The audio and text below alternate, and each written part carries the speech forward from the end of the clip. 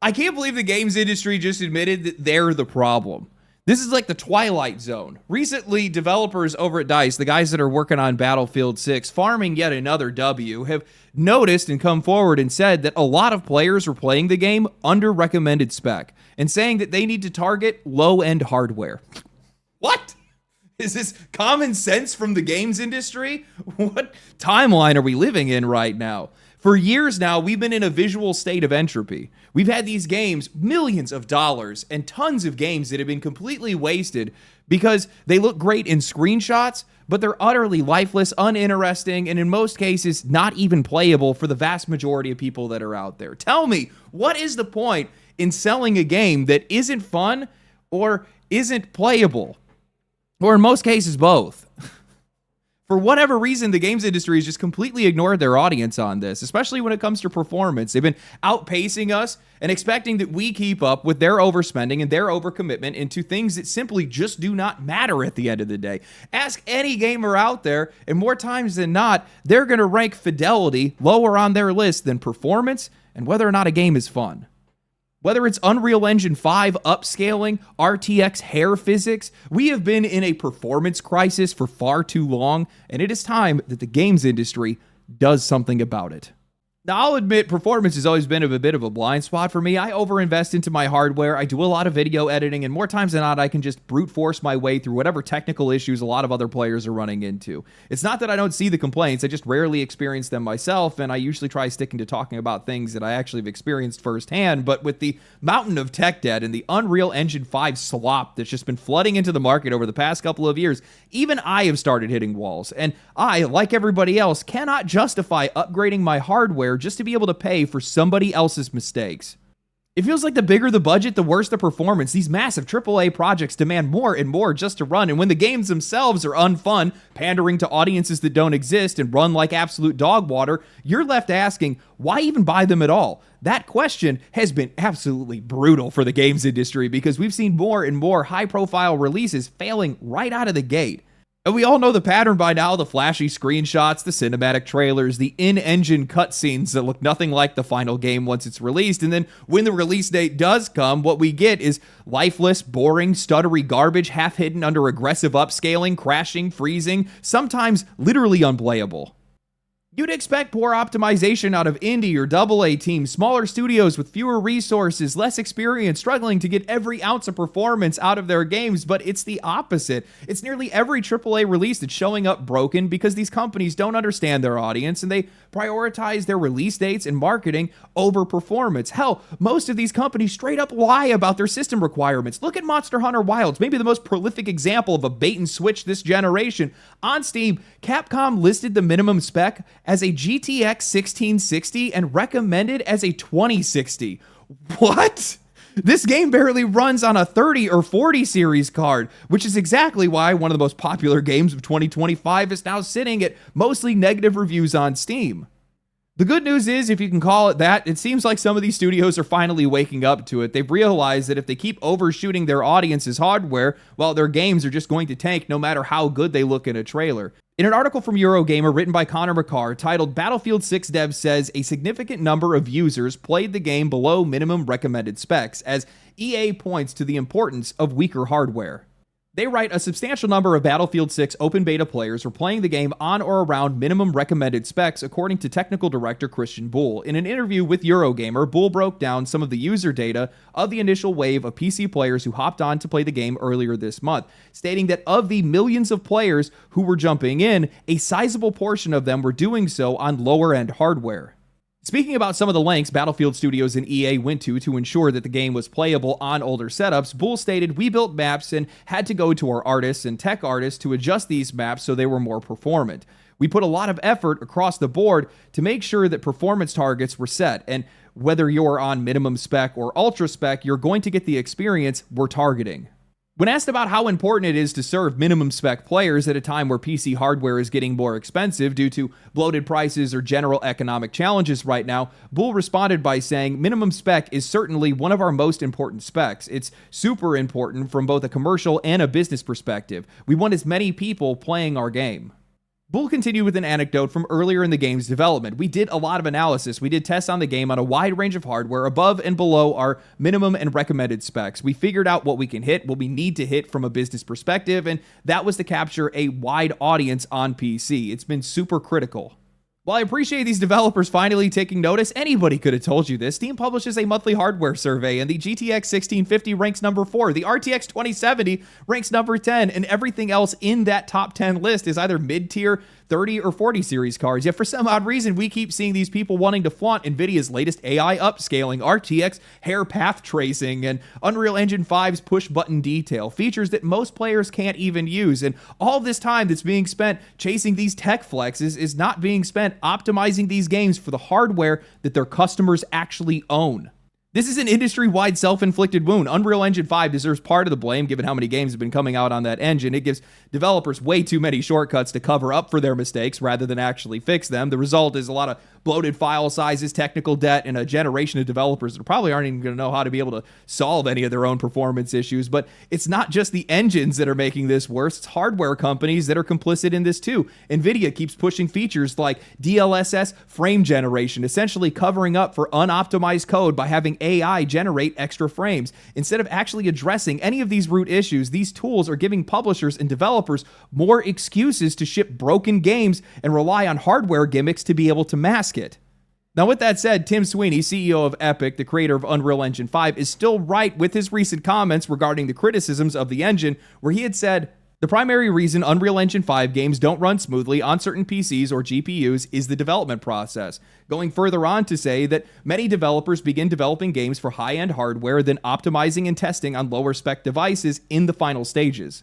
All this is creating two massive problems for the games industry. First, by targeting high-end hardware, developers end up working backwards. They build for the top 1%, they cram in all the extra bells and whistles, then they realize at the 11th hour that most players can't even boot the thing. So what do they got to do now? Well, they got to start ripping the pieces out, stripping back shaders, scaling back assets, downgrading effects. But by that point, those features are so baked into the game that it destroys the experience at a fundamental level. Try to pull anything out, and then all of a sudden the entire thing collapses, breaking other systems in the process. That's why so many games launch with bizarre bugs or missing features. It's not because the tech is impossible. It's because developers are undoing their own work in a blind panic. Second, and this is the most damning part of all of it, and also the most infuriating, is that optimization is not happening across the entire development cycle. It's being crammed into the very last stretch, right before the game's release, when the game's already locked in and the deadline is set. And the worst part is that those deadlines are not about the players. It's about fiscal calendars. Publishers are shoving these games out the door to be able to prop up their quarterly earnings, to be able to make their investor slideshow look pretty. Marketing drives the stock price, not performance. That's why you see so many of these beautiful trailers and disastrous launches. It's not incompetence. It's a business model that's built on sacrificing quality for Wall Street optics. If for whatever reason you guys think I'm talking out of my ass with this, you can see it plain as day with Capcom. Dragon's Dogma 2 launched in March, just 2 weeks before their fiscal year-end report. Monster Hunter Wilds came out the year after that, at the very last day of February, again, right before earnings. Both times, those games shipped with poor technical condition to be able to impress their shareholders instead of actually serving their players. And both times, the long-term cost was pretty obvious with that. I mean, Monster Hunter Wilds sold 8 million copies in its first month, but since then has only been able to move 500,000 copies. The problem isn't just that these games are broken at launch, it's what the cycle has done to the entire games industry. When publishers are rushing products to be able to meet financial deadlines, when developers are treating optimization as an afterthought, the result is an endless loop of wasted resources and burned trust with their players. Players are going to stop buying these games because they don't believe that they're going to work. Developers are going to burn out trying to patch problems that should have been solved months before the game even came out. It's going to make it even more difficult for these guys to be able to deliver additional content. Publishers are doubling down on their marketing instead of just listening to their audience. It's a vicious cycle where short-term profits are prioritized over long-term stability, and every time it happens, it deepens the fracture between the studios and the people that they're supposed to serve. And I feel like that's the part that the games industry has to understand. Performance is not just a technical detail, it is the foundation of whether or not people want to engage with your games at all. If a player cannot trust your game to be able to run smoothly, if they cannot trust it to even work in the first place, then why are they going to buy it? They're not going to play it. They're not going to stick around for your battle passes, expansions, or microtransactions. These guys are gone. I absolutely love the foresight of these Battlefield 6 developers to say that reaching a wider audience involves them targeting lower-end hardware. That is so refreshing to hear nowadays. Maybe these guys watch the channel. If you do, subscribe. It feels like we've had half a decade or more of these guys talking about wanting to target the modern audience, whatever that is. Instead, all you need to do is just look at the price of your games and how your games perform. Look, I promise you that if you deliver a fair price and good performance, you're going to move a lot more copies than you will with difficulty settings and a character with dyschromia. You know, when I talk about these issues, I think in a lot of cases, performance is probably the biggest culprit when it comes to just this overwhelming feeling of customer dissatisfaction. Like, that's just the root of where this all started. First, people got mad about how these games performed, and then they started getting mad about everything else. You know, I've seen a lot of game developers that have come out and try to get people to just tone it down a little bit, you know, get rid of the animosity. But what these guys don't understand is that the only way you get yourself into the position in which you have this much vitriol is because you've made the players, you've made your customers feel so undervalued that they see you as an enemy and not an ally. The games industry does not have any quality standard. That's a problem. This is all self-policed by platforms. So if somebody goes out and they buy a game and that game doesn't work for them and for whatever reason they can't refund it, they're going to feel like they got conned. And in a lot of cases, they did get conned. So, you know, don't give out what you can't take back and don't put that evil out there. You're the one that did in the first place. The more I look into these issues, the more I come to realize that their priorities are just so broken nowadays. I mentioned it at the start of the video, but we're at a point of visual entropy. These guys are pouring hundreds of millions of dollars and tons of man hours into these games and into their visuals. And just because the tools are there doesn't mean you actually have to use them. And I think that's the problem that we're running into with a lot of these games. It's like, for whatever reason, these guys have looked at video games and now they think that the only way they can sell them is through their visuals. It's like thumbnails, but with YouTube videos that have no substance. It's just not going to get you anywhere. And these guys have prioritized visuals for far too long, and it's gotten to the point where their games aren't even worth playing. Has anybody else noticed how it feels like almost every single other week there's some new visual tech that's being shoved into games? Look at Unreal Engine 5 Nanite with limitless polygons, Lumen for global lighting, MetaHuman creators for near perfect faces, Niagara for pixel level particle systems. I remember seeing that viral demo about 3 years ago of the Japanese train station, or that other one where they had the ancient temple with the bugs, bats, and birds that were all communicating with each other in real time. It's impressive, sure, but at the same time, every single time I hear billions of triangles in a single statue or pixels that are running on their own AI, all I can think to myself is, something still has to render this. And I think that's where the problem starts. I was watching a recent UE 5.6 update where the narrator was bragging about how these tools could hit 60 FPS on current gen hardware. And I thought to myself, that's the catch. Current gen, most people aren't even using 40 series GPUs, and most consoles aren't running this tech either. But these developers are building for that ceiling anyway, letting performance slide for everybody else. Hardware companies are no better, selling us RTX hair, neural shaders, and frame gen to be able to band-aid over the fact that most of these games can't even hit stable frame rates. And it's just a snowball effect. Engines, hardware, publishers, all racing towards visuals that nobody asked for, while optimization, polish, and player experience is getting left in the dust. I think that we've hit a point where fidelity just doesn't need to improve, and honestly, I think it's starting to make a lot of these games look a lot less distinct. Just look at Unreal Engine 5 titles, especially these ones that are coming from the East. They're technically stunning, but they're all starting to blur together. Black Myth Wukong, Wu-Chang Fallen Feathers, Phantom Blade Zero, different games, different studios, but visually they could all be cousins. Sure, some of that's going to be a cultural art direction, but I think there's an unmistakable sameness to Unreal Engine 5 that a lot of players are starting to pick up on. You can see the trailer and instantly know what engine it's running, and worse, two of those most hyped examples, Black Myth and Wu-Chang, both performed like garbage at launch. I think the bigger issue with a lot of these tools is that it's almost forcing these developers to have to use them. When you're working with Unreal Engine 5, with Nanite, with Lumen, with MetaHuman, it's almost like you're being handed a Ferrari and told to drive the speed limit. The temptation is always there to push fidelity even higher, to chase those flashy tech demo moments, even though it's going to come at the expense of performance optimization, or most importantly, the actual experience of playing these games. Instead of asking, does this make our game better, these studios are asking, why shouldn't we use this? And that's how you burn years of dev time and millions of dollars making fog particles and hyper-realistic skin shaders that nobody actually cares about the minute that they pick up a controller. And the truth is, I don't want to just single out Unreal Engine 5 because I don't even think this is engine specific. It's just a industry-wide disease, publishers and studios obsessing over how their games look while neglecting how they actually play. Souls-like clones, looter shooters, whatever trend they're chasing at the moment, the problem isn't just the repetition, it's the fact that these developers are burning time, money, and effort making sure that their games look marketable without ever stopping to ask whether their games are actually worth playing. And that's why I brought up that Tim Sweeney quote earlier, because if these games are running poorly because of the development process, that same logic applies to why so many of these games are unfun. And I think one of the rare exceptions to that rule is Expedition 33. Yes, it leaned on current gen tech, but it was optimized well enough, and more importantly, it delivered on narrative, on mechanics, and on gameplay. They weren't seduced by the industry's obsession with must-play screenshots. They just built a game that people actually wanted to play. No, in most cases, you need to actually play that game. And the funny thing is, I don't even need to use a AAA-looking game to prove this point, because as I'm recording this, Hollow Knight Silksong is absolutely exploding. It's a 2D Metroidvania game made by 7 people where Fidelity doesn't even enter into the conversation. It's about tight controls, hypnotic art direction, and a world that pulls you in. The same thing goes for some of the games that I play the most on Steam. Terraria, Abiotic Factor. I'm looking forward to trying out Darkest Dungeon and Undertale at some point. None of these games aim for realism, yet they stand out because they're unique, distinct, and fun as hell. And you know what?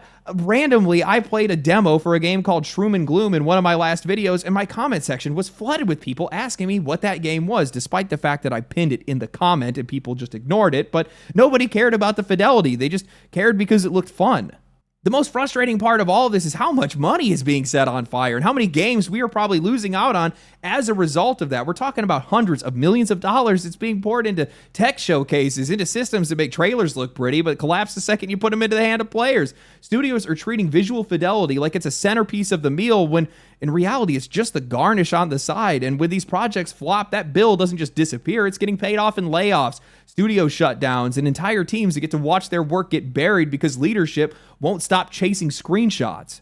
Audiences are not asking for this. Nobody is asking for this. Nobody is boycotting a game because puddle reflections aren't photorealistic. Nobody is saying, I would have bought this game if the hair was ray traced. But these publishers keep convincing themselves that fidelity is the hook because it's something that they can show on a sizzle reel to be able to pitch to their investors as innovation. Meanwhile, the people that are actually buying and playing games, we just want something that runs smooth, plays well, and feels distinct. It's not just that fidelity doesn't matter. It feels like the pursuit of all of this is just actively rotting the foundation of this industry. Look, man, visuals age fast, but good game design does not. Fidelity has a shelf life. The tech demo everybody was raving about 5 years ago looks dated today, but the games that people actually come back to, the ones that actually have staying power, the ones that are actually remembered, they're being remembered because they're fun, because they run well, because there's something that's there that they offer that just feels timeless. Look at Minecraft, Terraria, Stardew Valley. None of these games won people over with cutting-edge graphics. They won them over because, well, they're just good titles. They're great titles. They're great games to play.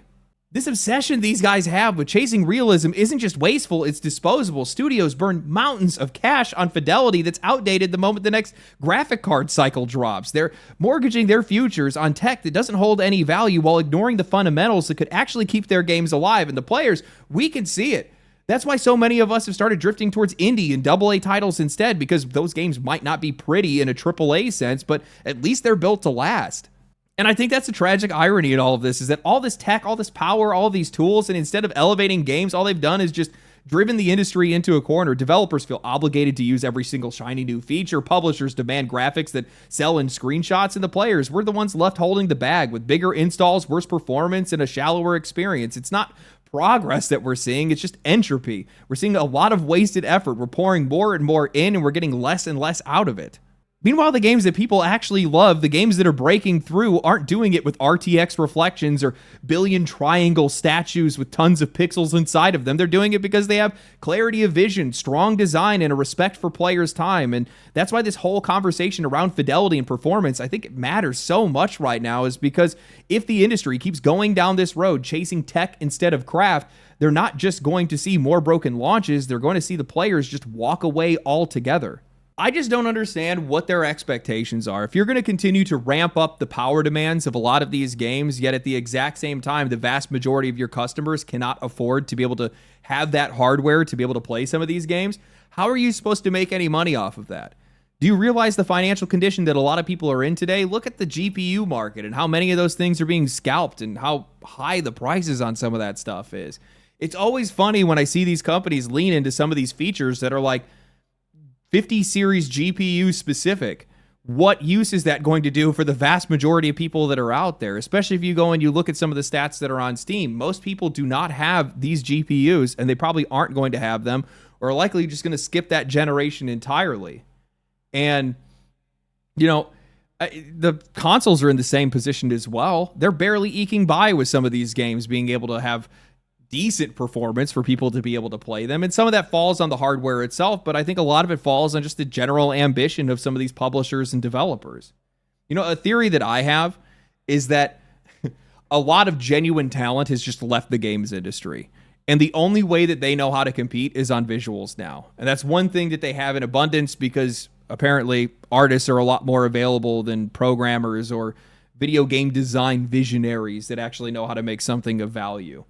And the other part of it is, I hate to say it, it literally is just for investors because it's the one thing that they know that they're going to be able to understand. Look how high tech we are. Look how realistic our games are. Aren't we so high tech and so amazing? Don't you want to invest in us? And then these guys buy into it. They just go ahead and invest in it. We've become an afterthought. That's really what this comes down to. And I'm glad to see some publishers waking up to it and realizing what the issue is. But I think that by and large, a lot of these guys, they're going to have a hard time coming off the sauce because it's the only thing that they know at this point. And, you know, it's really alarming when you sit back and you listen to some of these more like deep dives or directs where these guys start talking about their game that they have coming up. And you listen to see how much of it is talking about just how the game looks rather than how the game actually plays. I remember when they were doing Assassin's Creed Shadows, I think they spent a good 5 to 10 minutes just talking about how the game could change seasons. Come on, man. You know, it's funny when I look at some of the more high fidelity, really beautiful games that are out there. In a lot of cases, I've been noticing these guys have been using, the successful ones. I need to clarify. The successful high fidelity games that we've seen, which honestly, there aren't very many. The ones that I have seen that have done well, that have also retained players because they performed well on a large set of hardware. Best example I could probably use is Kingdom Come Deliverance 2. That game was absolutely gorgeous and could run on a potato. Insane what they did with that game. But in a lot of cases, I'm seeing these guys use either their own in-house engine or they've taken an older engine and repurposed it for their own use, customizing it for what they plan to do with it. And I think that there's a huge difference in that, where with Unreal Engine 5, you're just getting this like pre-baked thing that's supposed to do everything, and it's supposed to be an industry standard, or at least they're trying to make it one, where in the past, a lot of these guys would either create their own engine or retool one, and because of that, they're tinkering with it and designing it specifically for what they're trying to do with their games, not necessarily how they're trying to get their games to look.